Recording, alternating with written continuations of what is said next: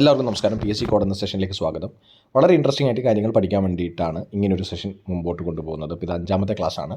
അപ്പോൾ ഇതിൻ്റെ ഒരു പ്രത്യേകത എന്ന് പറയുന്നത് ഒരു കഥ പോലെ കാര്യങ്ങൾ പഠിക്കുക എന്നുള്ളതാണ്, അല്ലാതെ ഒരു കോഡ് ബൈഹാർട്ടാക്കിയിട്ട് പഠിക്കുന്ന ഒരു രീതിയല്ല.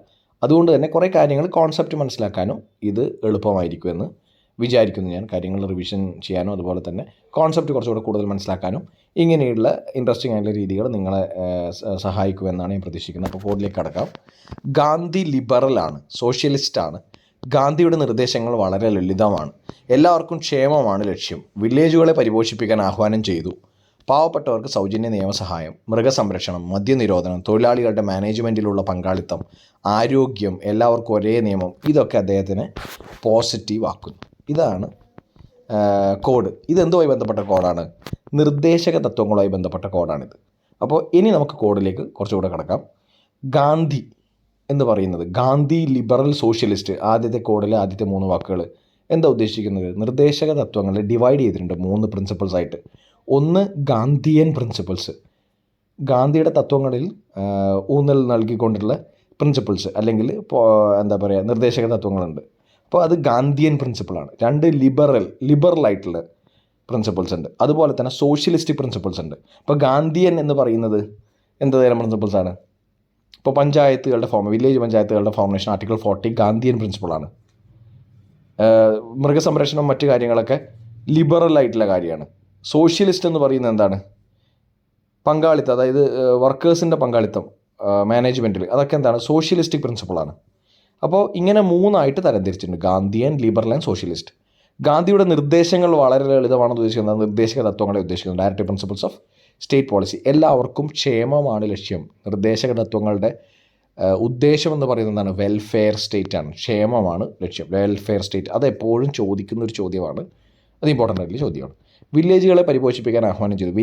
വില്ലേജ് പഞ്ചായത്തുകളുടെ ഫോർമേഷൻ ആർട്ടിക്കിൾ 40 എന്താണ്? ഗാന്ധിയൻ പ്രിൻസിപ്പിളാണ്. പാവപ്പെട്ടവർക്ക് സൗജന്യ നിയമസഹായം, ഫ്രീ ലീഗൽ എയ്ഡ് എന്ന് പറയുന്നത് എന്താണ്? ഡയറക്റ്റീവ് പ്രിൻസിപ്പിളാണ്. മൃഗസംരക്ഷണം പറയുന്നത് എന്താണ്? ഡയറക്റ്റീവ് പ്രിൻസിപ്പിൾ തന്നെയാണ്. മദ്യനിരോധനം ഡയറക്റ്റീവ് പ്രിൻസിപ്പിൾ അല്ലേ? നിർദ്ദേശക തത്വങ്ങളല്ലേ? തൊഴിലാളികളുടെ മാനേജ്മെൻറ്റിലുള്ള പങ്കാളിത്തം, അതും എന്താണ്? നിർദ്ദേശക തത്വമാണ്. ആരോഗ്യവും ന്യൂട്രീഷനും ഹെൽത്തും ഒക്കെ എന്താണ്?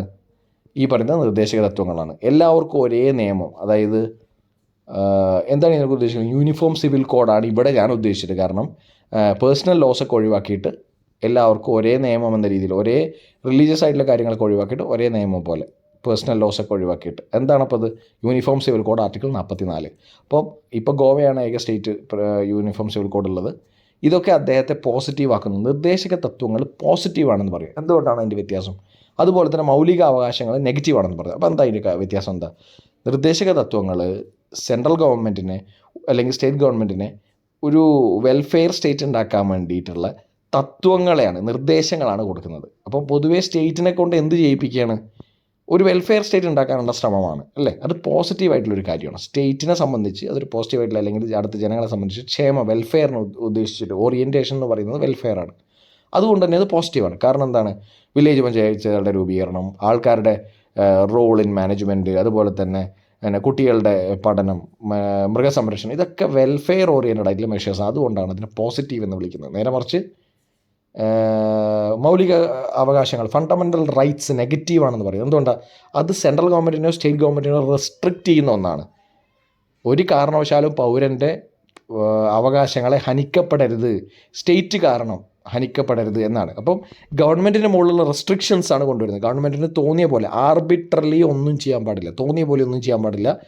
എന്ത് ചെയ്യുമ്പോഴും എന്ത് സംരക്ഷിക്കണം? മൗലികാവകാശങ്ങൾ, പൗരൻ്റെ മൗലികാവകാശങ്ങൾ സംരക്ഷിക്കണം എന്നാണ് പറയുന്നത്.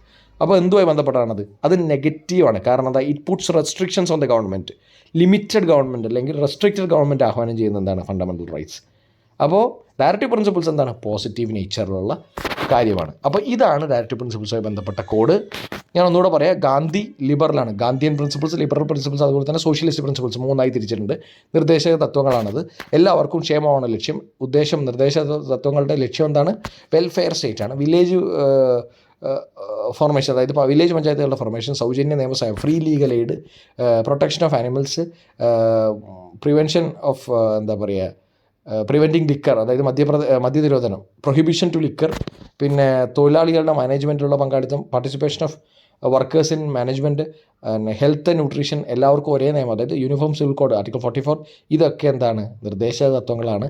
നിർദ്ദേശക തത്വങ്ങളെല്ലാം പോസിറ്റീവ് നേച്ചറുള്ളതാണ്. അപ്പോൾ ഇത് ഒരു തവണയും കൂടെ വായിച്ചു കഴിഞ്ഞാൽ എനിക്ക് തോന്നുന്നു നിങ്ങൾക്ക് കുറച്ച് കാര്യങ്ങൾ നിർദ്ദേശക തത്വങ്ങളുമായി ബന്ധപ്പെട്ട് മനസ്സിലാവും. അപ്പോൾ ഓക്കെ, ബൈ, ടേക്ക് കെയർ.